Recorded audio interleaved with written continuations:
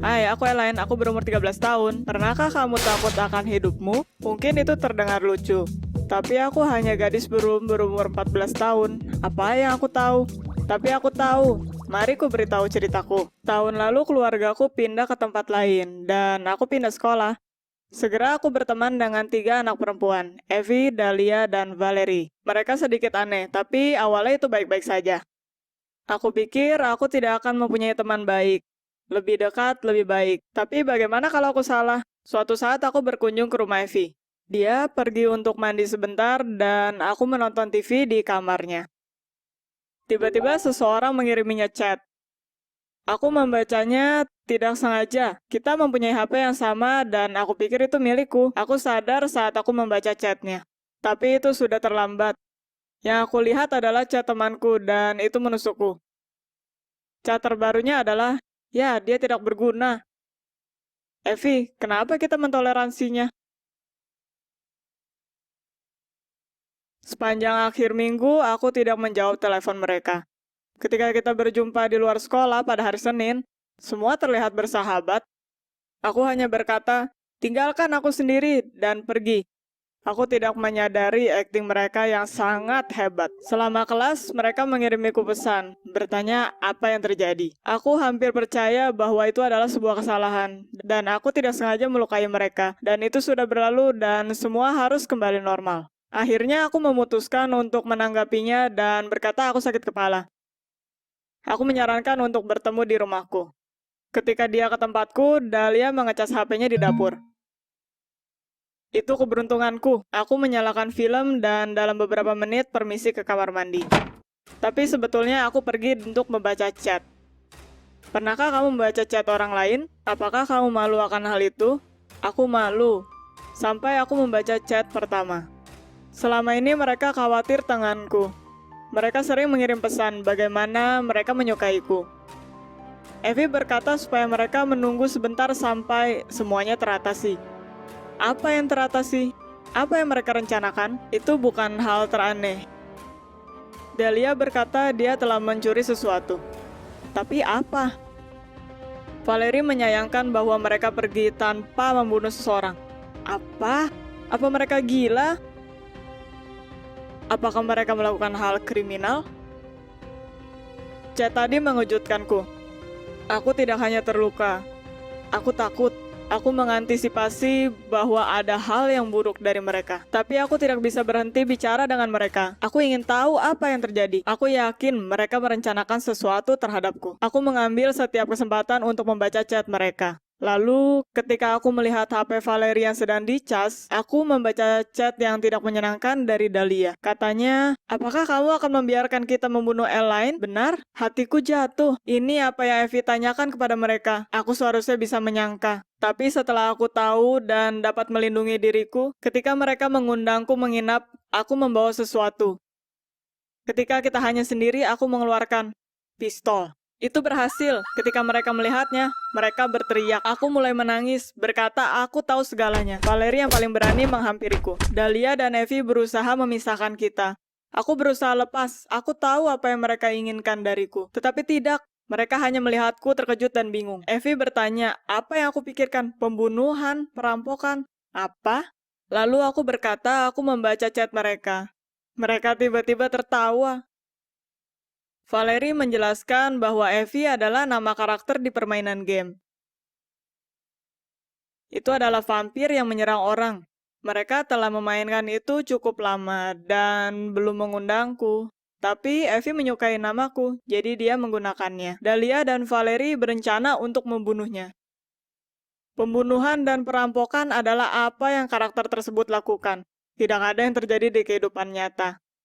Aku sangat malu. Aku terluka bahwa namaku digunakan sebagai vampir. Tapi kecurigaanku lebih melukaiku.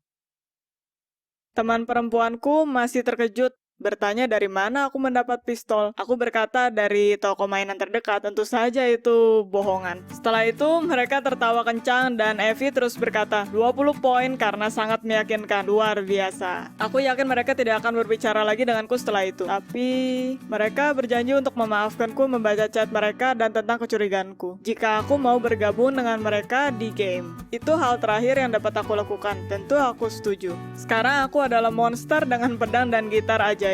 Dan juga seorang perempuan yang menyadari bahwa komunikasi sangatlah penting. Bahkan jika kamu mencurigai temanmu. Like cerita ini jika kamu mau YouTube untuk menunjukkan lebih dan subscribe ke channel ini. Dan hey, ceritakan juga pengalamanmu karena bisa menjadi video animasi kita. Hai, aku Izra dan aku tidak dapat mengingat apapun yang terjadi sebelum kecelakaan. Pernahkah kamu merasa seperti bukan dirimu? Bahwa semua di sekitarmu buatan dan palsu? Bahwa orang di sekitarmu membohongimu? Ini adalah hidupku sekarang. Tonton video ini sampai akhir dan kamu akan lihat bagaimana sulitnya jika kamu tidak yakin siapa dirimu sebenarnya. Aku hanya yakin akan beberapa hal. Aku tahu bahwa aku berumur 23 tahun dan orang tuaku sudah meninggal. Ini ditegaskan oleh surat-surat yang aku baca sendiri. Aku tidak ingat sedikit pun tentang ayah dan ibuku, bahkan tidak ulang tahun pertamaku. Ingatan terakhir yang dapat kuingat adalah kemudi di tanganku. Sensasi kehilangan kontrol dan terbang, bertabrakan dengan metal. Lalu hanya ada kegelapan dan kesakitan. Waktu aku bangun pertama kali, aku tidak tahu apa yang terjadi. Aku merasa tubuhku bukanlah tubuhku. Aku tidak mengerti apa yang terjadi. Aku memiliki selang di mulutku dan merasa lemah. Aku tidak bisa melihat wajah mereka dengan jelas. Semua kabur. Mereka menyadari bahwa aku sadar dan salah satunya menghampiriku. Molly, kamu bisa mendengarku? Dia bertanya. Lalu duniaku kembali hilang. Kedua kalinya aku bangun, tidak ada alat medis di sekitarku lagi. Seorang lelaki yang aku tidak kenal duduk di sampingku, memegang tanganku. Isra sayang, katanya. Akhirnya kamu sadar. Siapa kamu? Tanyaku. Aku Trevor, suamimu, jawabnya. Tapi aku tidak ingat telah menikah. Aku melihat lelaki ini untuk pertama kali. Lalu lagi, aku tidak mengingat apapun. Aku bahkan tidak yakin Isra adalah namaku. Ini terdengar sangat aneh. Aku terluka parah pada kecelakaan. Penyembuhan berjalan lama. Dokter berkata karena beberapa benturan, kehilangan memori adalah hal normal dan kita tidak perlu kaget. Trevor datang melihatku keesokan harinya, membawakan foto, kita berbicara tentang masa laluku, tapi aku tetap tidak mengingat apapun. Itu sangat menyedihkan. Trevor bertahan dan mendukungku semasa rehabilitasi. Tapi nama itu Molly, itu menghantuiku. Dan entah kenapa aku tidak berani menanyakannya pada Trevor. Setelah aku berhasil sembuh, polisi datang padaku. Mereka menyelidiki kecelakaanku. Mereka mencurigai kecelakaan itu direncanakan. Dan ada satu orang lagi yang ditemukan di tempat kejadian. Aku tidak bisa memberitahu apapun. Yang ku tahu, Trevor berkata mobil jatuh ke jurang, berguling beberapa kali dan terbakar. Aku berhasil keluar. Apakah ada seseorang bersamaku dan siapa dia? Aku tidak tahu. Aku tidak bisa ingat. Waktu berlalu dan aku semakin baik. Namun, tetap merasa disorientasi. Trevor membawaku ke rumah. Kita memiliki cottage kecil yang indah dan 2 kucing. Kucing-kucing mengendusku dan bersuara terhadapku. Trevor tertawa dan berkata itu mungkin efek dari obat. Aku harus memulai dari awal. Orang tuaku meninggal 5 tahun lalu. Sayangnya, tidak ada yang bisa kutanyai tentang masa kecilku. Aku tidak bisa melupakan orang satunya di mobil itu. Tapi Trevor berkata untuk tidak khawatir dan biarkan polisi bekerja. Aku merasa bersalah. Trevor berusaha keras, tapi aku tidak merasakan apapun padanya, atau pada rumah ini, atau pada hidup ini. Setidaknya aku mulai berkawan dengan kucing-kucing. Ternyata aku baru saja lulus kuliah dan sekarang bekerja sebagai guru SMP. Dokter menyarankan supaya aku kembali ke kehidupan normal sesegera mungkin untuk membawa ingatanku kembali. Pengurus sekolah ingin membantuku. Kelas diajar oleh guru pengganti, tapi aku datang ke kelas, berbicara pada anak-anak, membaca kurikulum akademis. Apakah aku menulis plan pelajaran itu dengan tanganku? Apakah aku menilai anak-anak menyenangkan ini? Kepalaku berputar. Salah satu muridku bertanya bagaimana kabar saudara kembarku. Aku terkejut. Anak perempuan itu berkata, dia melihatku sebelum kecelakaan di kota lain dengan saudara kembarku. Kita makan di kafe dan berdebat. Aku bertanya pada Trevor apa aku mempunyai saudara perempuan. Dia berkata tidak. Aku mulai kesal. Seiring waktu berjalan, aku baik-baik saja. Ingatanku masih terkunci, tapi aku mendapatkan ingatan baru. Bersama Trevor dan kucing kami, kita merayakan ulang tahunku yang ke-24. Kita mulai berkencan, aku menyadari bahwa itu adalah awal jatuh cinta dengan suamiku. Aku mungkin tidak akan pernah mendapatkan masa laluku kembali, tapi itu tidak berarti bahwa aku harus menyerah. Itu tidak berarti aku tidak bisa memulai dari awal, ya kan? Lalu suatu hari, Trevor pergi kerja beberapa hari. Lelaki dengan bunga menemuiku setelah sekolah.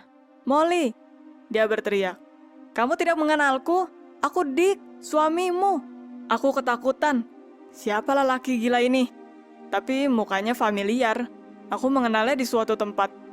Dan bunga di tangannya, bunga daisy, ada sesuatu di baliknya. Aku mendapatkan sakit kepala hebat. Aku terpapar dan orang asing itu, Dick, memegangku dan membawaku ke kursi.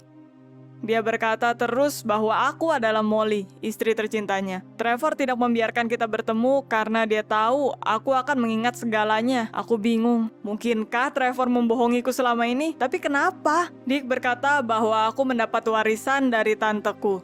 Dan Trevor ingin memiliki uangku. Aku tidak bisa percaya. Bagaimana Trevor yang penyayang bisa melakukan hal itu? Aku merasa aku tidak bisa mempercayai siapapun, tidak Trevor atau Dick. Bahkan jika wajahnya membawa ingatan, aku tidak tahu apa yang harus kulakukan. Aku bertanya pada Dick untuk membawaku ke rumah tinggalku. Dick tidak senang, tapi menurut. Malam hari, aku bermimpi dan melihat diriku menangis dikelilingi Daisy. Apakah itu aku? Molly? Siapakah aku? Apa aku benar Molly?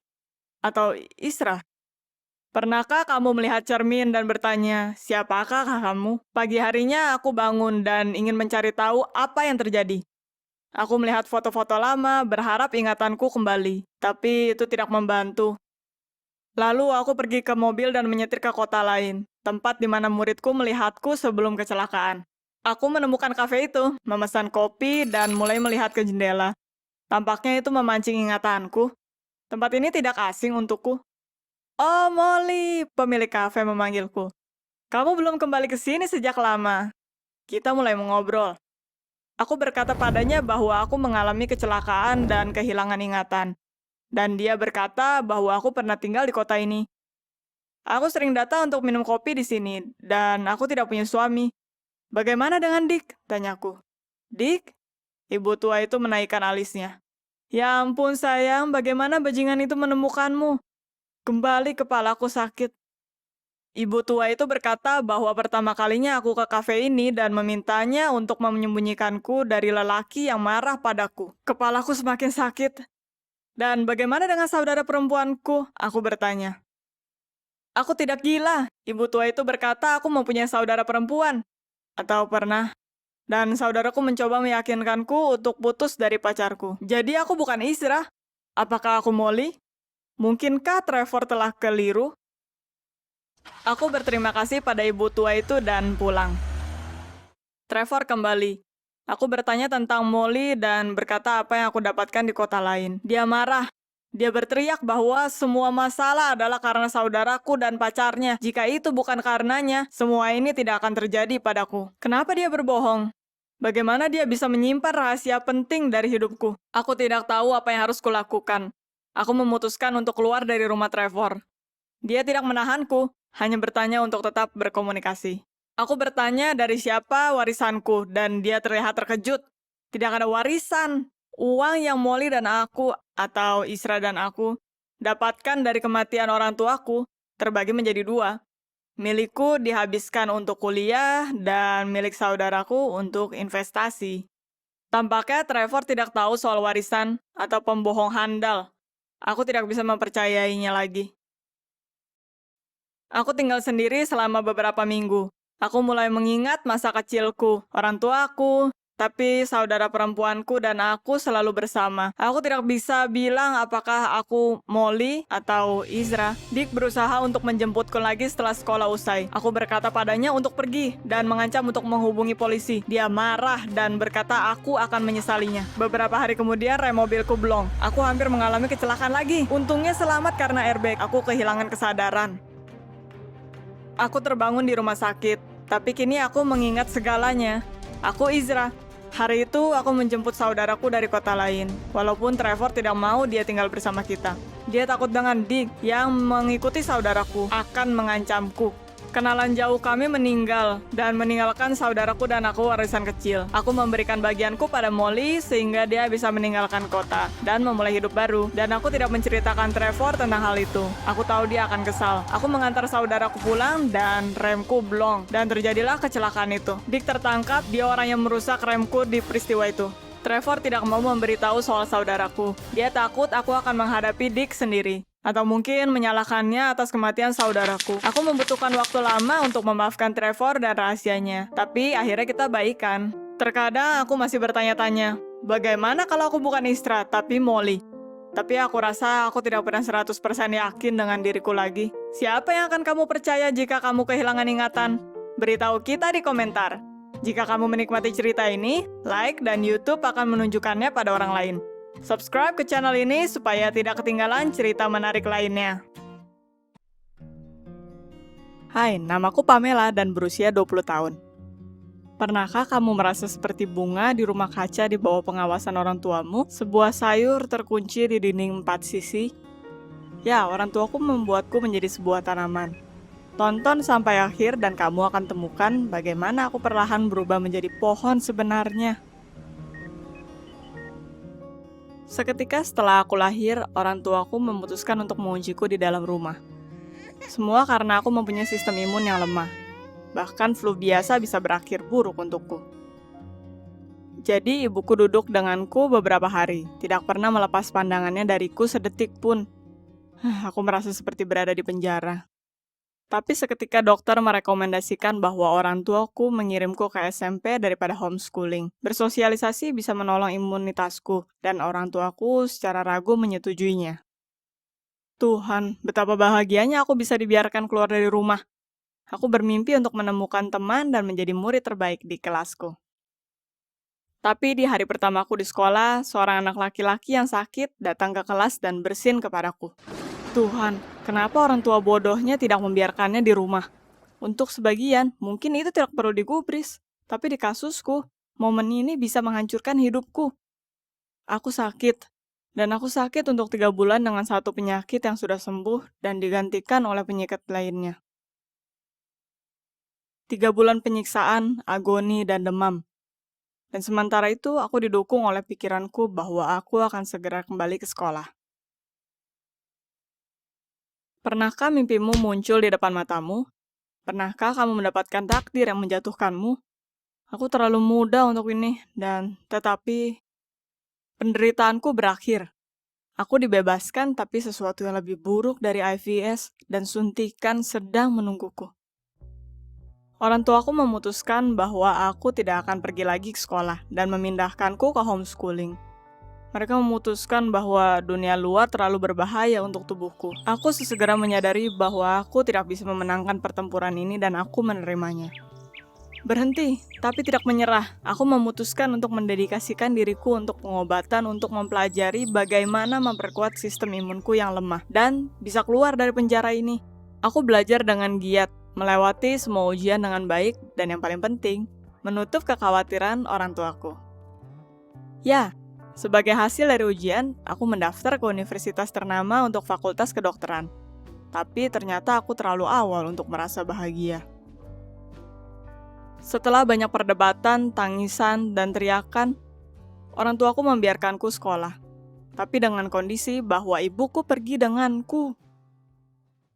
Setiap pagi dan sore ibuku mengantarku dari cottage sewaan kami ke universitas. Dan meskipun aku sering mendapat undangan ke pesta, mendengarkan cerita tentang mereka dan ingin sekali pergi ke sana, tapi ibuku tidak akan mendengarkan mereka. Beberapa bulan berlalu, aku melanjutkan untuk berada di modus belajar di rumah, dan itu lebih baik hidup seperti ini. Tapi, ayah sakit.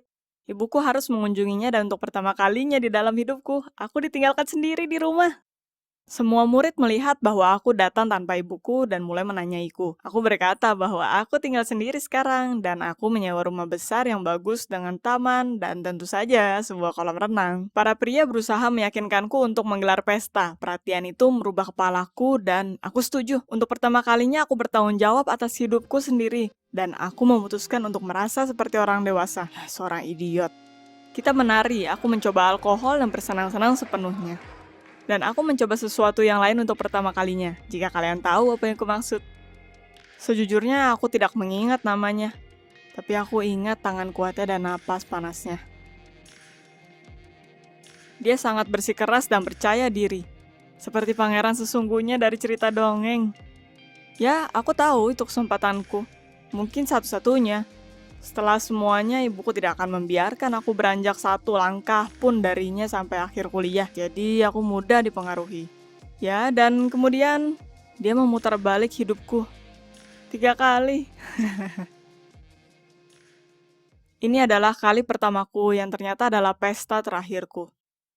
Setelah menyelesaikan ujian, aku kembali ke rumah untuk liburan dan ternyata selamanya. Pernahkah kamu melakukan sesuatu yang kamu pikir bersifat pahlawan tapi ternyata hanya kebodohan? Semua berawal dengan kenyataan bahwa aku menemukan beberapa tanda hitam di tubuhku. Mungkin orang lain tidak akan terkejut. Mereka akan menganggap itu sebagai tanda lahir atau alergi. Tapi aku dilatih untuk menjaga kesehatanku dengan sangat hati-hati. Aku melihat nodanya dengan hati-hati, bahkan menggaruknya. Berharap itu hanya kotoran.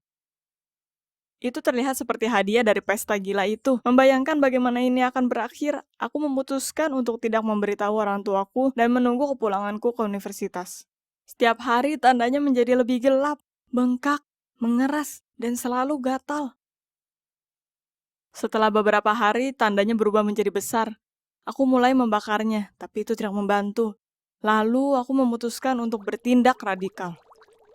Aku mengunci diriku di kamar mandi, mengambil gunting kukuku, antiseptik, dan perban dan menyiapkan operasi.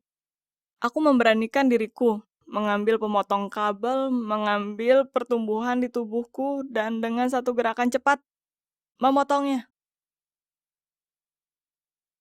Aku menggigit lidahku karena kesakitan. Darah mengalir keluar dari lukanya dan pandanganku memudar. Tapi aku tetap memiliki tugas yang harus kukerjakan. Pertumbuhan demi pertumbuhan melalui sakit dan air mata, tapi aku memotong semuanya.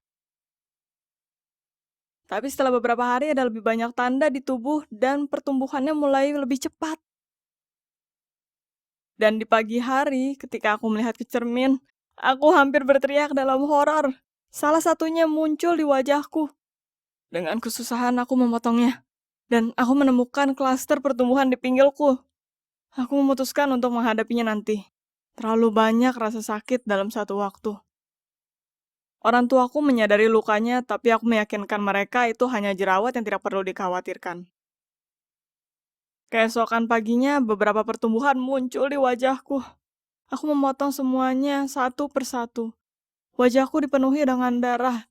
Tapi ketika aku membakar lukaku itu, ketika aku merasakan sakit luar biasa, aku tidak bisa meyakinkan orang tuaku untuk tidak khawatir lagi, jadi mereka mengantarku ke dokter. Dengan kesusahan, aku membujuk ibuku untuk tidak masuk ke kantor denganku. Dan ketika aku sendiri dengan dokter, aku memberitahunya tentang pesta itu dan apa yang aku lakukan di sana. Ketika dokter melihat yang bertumbuh di pinggulku, dia tidak bisa menahan rasa mualnya. Itu terlihat sangat buruk. Seakan pertumbuhan itu sudah saling menyambung membentuk ranting yang mengeluarkan nanah.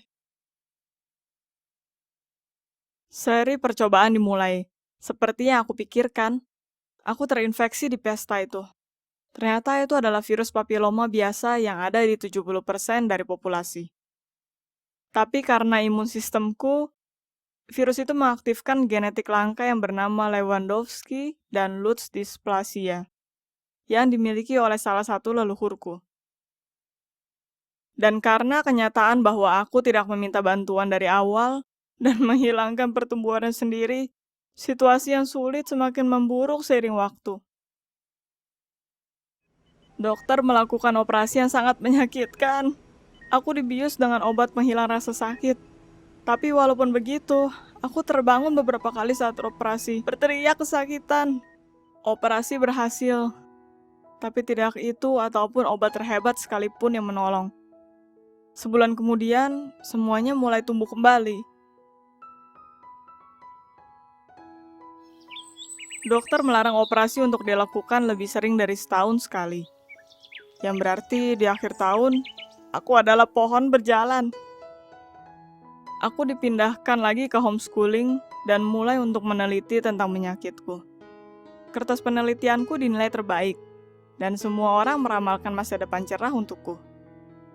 Tapi apa poinnya jika aku tidak bisa meninggalkan rumah?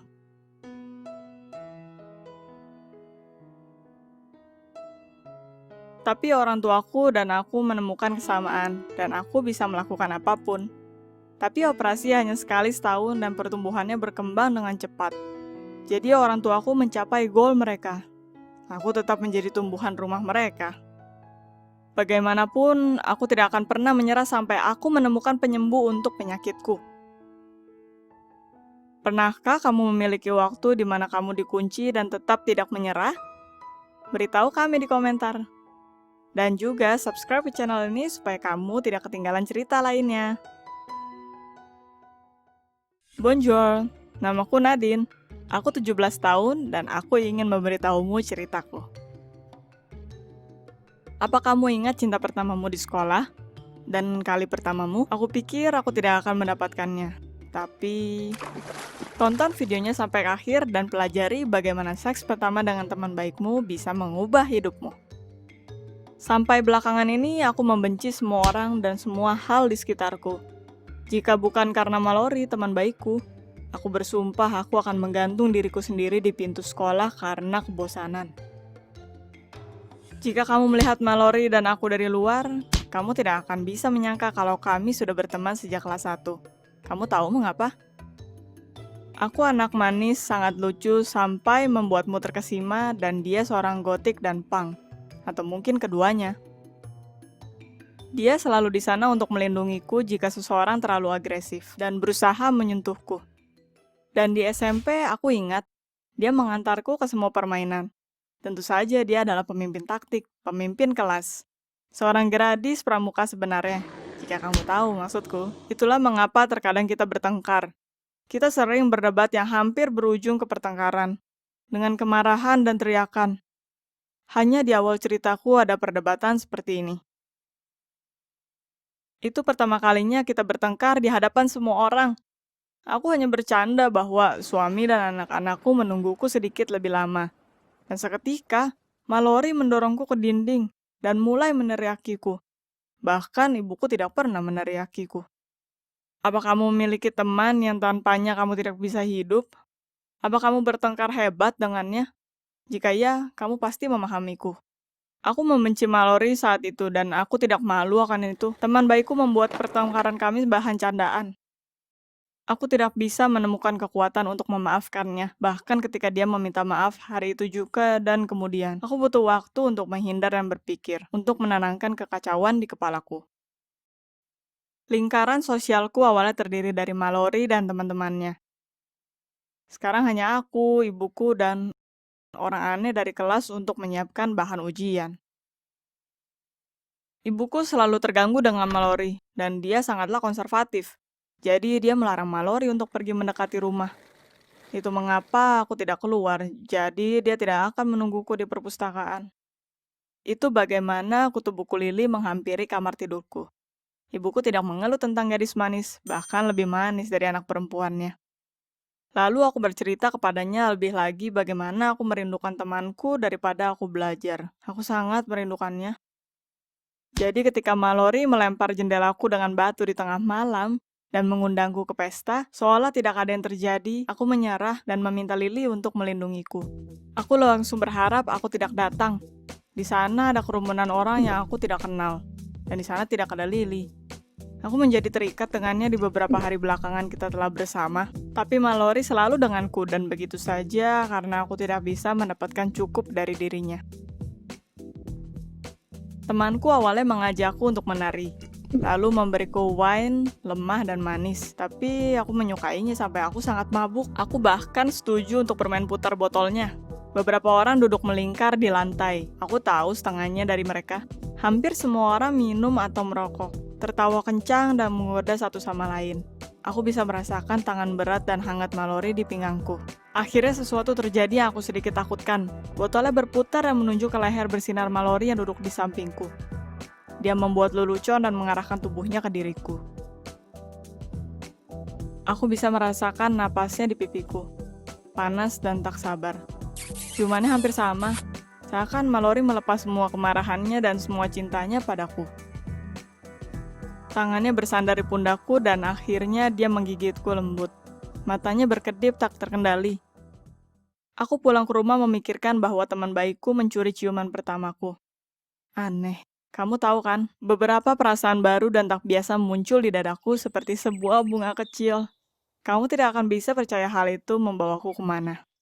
Hanya beberapa hari setelah ujian pertamaku, ibuku meninggalkan rumah seharian. Apa yang akan kamu lakukan di rumah pada situasi ini? Mungkin kamu sudah menebak apa yang aku rencanakan. Aku dan Lily akan bergaul, menggabungkan malam gadis dan belajar.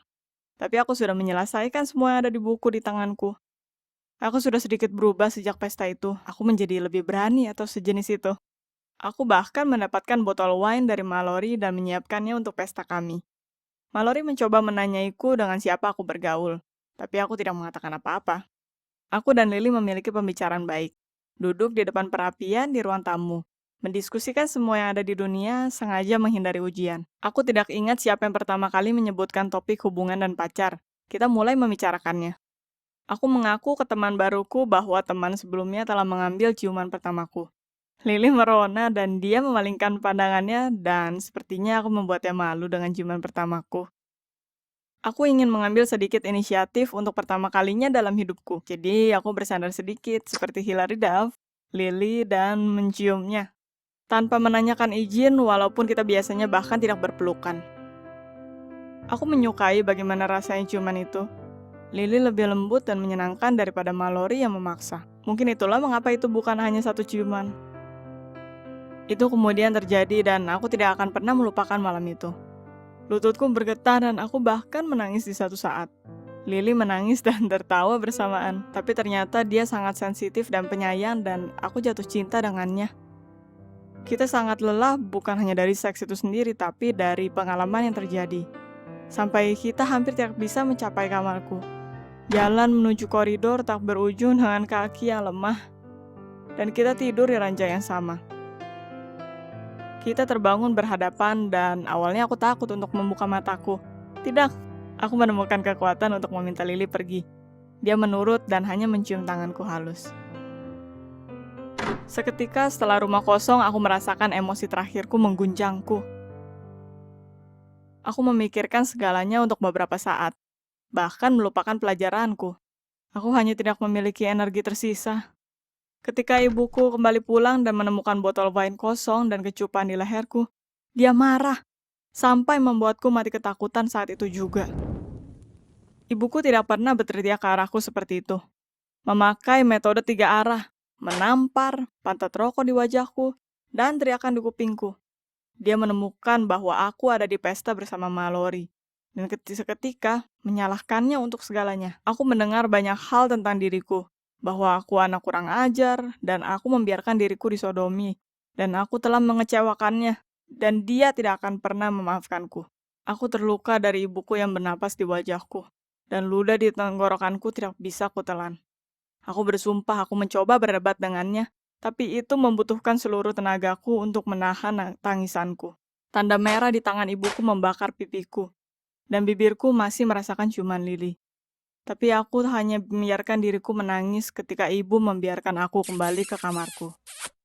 mengambil teleponku dan berjanji untuk membunuhku jika ini terjadi lagi. Dan anak dari setan dan apapun yang mau kau sembah tidak akan menginjakan kaki lagi di rumah kami. Keduanya, Lily dan Mallory, menghubungiku dan aku mendengar mereka. Tapi aku tidak bisa menjawab mereka. Aku berhasil menahan beberapa hari sebelum ujian. Tapi seketika setelah aku pergi ke sekolah dan duduk di meja, aku melihat Mallory dengan t-shirt hitam di barisan sebelah. Dan pundak Lily tidak jauh darinya. Dan air mata mengalir keluar dari diriku seperti air mancur. Mallory bersukarela untuk mengantarku ke suster, dan kita memiliki percakapan serius pertama di perjalanan. Aku tidak pernah berpikir bahwa temanku bisa mengutarakan kata seperti itu, dan kata itu ditujukan untukku dan bukan untuk orang lain. Aku sebaliknya mengaku padanya bahwa apa yang terjadi malam itu, dan itu jelas melukai temanku yang cemburu. Tapi dia berusaha untuk tidak menunjukkannya. Di kantor suster, dia mengatakan langsung bahwa dia selalu menyukaiku. Dia berharap bahwa ciuman kita akan mendorongku untuk melakukan lebih. Dan itu benar, hanya tidak dengannya. Tapi dia senang untuk kita berdua. Dan tepat di situ di kantor suster, aku menyadari itu waktunya untuk merubah sesuatu di hidupku. Untuk pertama kalinya, aku tidak peduli tentang ujian. Spoiler, aku berhasil melewatinya dengan baik. Sebaliknya, aku tergila-gila dengan orang baru. Saat kelulusan, Mallory mendapat diplomanya dengan nilai buruk dan bertingkah buruk ke semua orang yang mengganggunya saat masa sekolah. Dan di sana dia berlutut di depanku dan dengan kencang mengundangku dan Lily untuk tinggal bersamanya di apartemen sewaannya dekat tempat kuliah. Singkatnya, di tempat kecil tapi dengan cinta.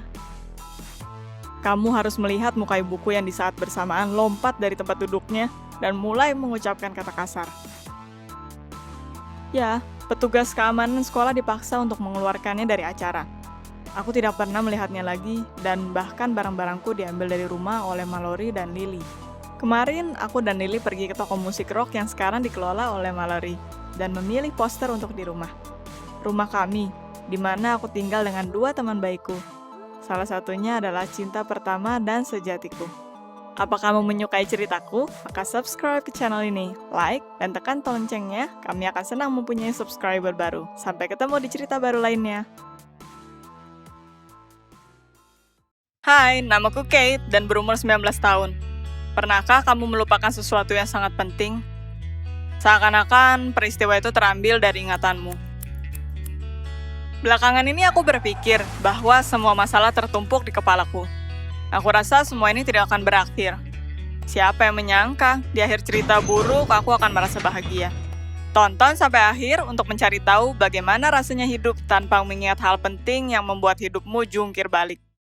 Aku hanyalah pelajar normal berusia 19 tahun, dan seperti gadis lainnya, aku suka menggelar pesta dengan teman perempuanku. Mereka sering mentertawakan keperawananku, menyebutkan bahwa aku akan jadi perawan tua. Aku berusaha tidak menanggapi candaan mereka. Aku memiliki hasrat itu, tapi aku memutuskan akan memberikannya pada lelaki yang benar-benar kucintai. Ya, aku memiliki pacar, namanya Mike. Dia sedikit lebih tua dariku, dia 22 tahun. Dia sering memberi tanda seks, tapi aku belum yakin. Mungkin aku tidak yakin dia adalah jodohku. Ngomong-ngomong, kelamaan aku tidak peduli. Ada satu kejadian yang membuatku lupa akan semuanya. Orang tuaku dan aku ada dalam kecelakaan buruk saat kami pulang dari supermarket. Mobil kami ditabrak oleh jeep besar. Ibu dan ayah seketika meninggal. Aku tidak bisa menolong orang tuaku, tapi aku sering memimpikan bahwa aku melihat mereka aman dan baik-baik saja. Tapi sayangnya, keajaiban itu tidak terjadi. Pernahkah kamu merasa hidupmu hancur? Kondisiku bisa dikatakan seperti itu. Aku selamat dengan luka dan benturan, dan setelah 3 hari dokter mengizinkanku pulang. Mike mengunjungiku di rumah sakit, tapi aku tidak punya energi untuk bicara padanya. Aku berkata pada Mike untuk putus. Sejujurnya, aku tidak melihat kekhawatiran di wajahnya. Mungkin dia tidak tahu cara menghadapi gadis yang berubah pucat dan aneh. Beberapa teman mengunjungiku, mereka tidak mengerti mengapa aku putus dengan Mike. Tapi tidak menanyakan pertanyaan tidak penting. Hanya menghiburku saja. Setelah aku bebas, aku sadar aku tidak bisa tinggal di rumah. Semuanya mengingatkanku pada orang tuaku. Karena lelah dengan pikiranku, aku menghubungi temanku. Julia menawarkan untuk tinggal di apartemen kakaknya. Dia pergi untuk perjalanan bisnis selama 6 bulan, meminta adiknya untuk menjaga burung kakak tuanya. Sekarang itu adalah tugasku untuk memberinya makan. Ya, mungkin setidaknya burung bawel ini bisa menyelamatkanku dari kesepian. Aku suka apartemennya, luas dan nyaman. Setelah memberi makan si burung, aku memutuskan untuk jalan menelusuri sekitar. Aku bertemu lelaki di lift. Dia tersenyum padaku dan berkata bahwa namanya Steve, dan dia tinggal satu lantai di atasku. Aku tidak melihatnya. Aku perlu dia tahu bahwa aku tidak dalam mood untuk menggoda. Aku memakai headphoneku, keluar dari lift, dan melanjutkan urusanku. Keesokan harinya sangat aneh. Aku terbangun oleh teriakan burung. Aku duduk di atas kandangnya. Aku yakin aku telah mengunci kandangnya tadi malam, tapi ternyata burung itu bisa membukanya dan terbang. Aku menyiapkan alasan untuk nanti, dan memutuskan untuk minum kopi. Ketika aku temukan gelasku sudah dicuci dan ada di rak, aku terkejut. Aku ingat meletakkannya di sink setelah minum teh kemarin malam. Entah ada hantu di apartemen atau aku berubah gila. Aku memutuskan untuk mencari udara segar. Aku bertemu dengan Steve saat keluar gedung. Dia bertanya kemana aku akan pergi. Ketika aku bilang aku ingin mencari kopi, aku langsung menyesalinya karena dia mengikutiku. Dia sangat ingin ikut denganku, tapi aku berkata aku ingin sendiri. Aku pergi menyadari tatapannya yang terkejut. Saat aku duduk di kios kopi, aku ingat Steve memanggilku dengan nama depanku. Aku heran dari mana dia tahu. Karena aku ingat tidak memperkenalkan diri. Di rumah ada kejutan yang lain. Menatap kanvasku, aku terkejut. Gambar yang akan aku selesaikan hari ini sudah selesai. Pernahkah kamu merasa bahwa kamu akan menjadi gila? Jika ya, kamu mengerti apa yang aku rasakan. Minggu depannya berjalan tenang.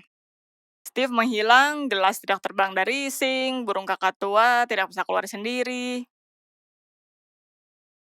Aku sudah cukup tenang, sampai suatu hari aku bangun kedinginan karena jendela yang terbuka. Aku tidak bisa mencari penjelasan untuk peristiwa ini.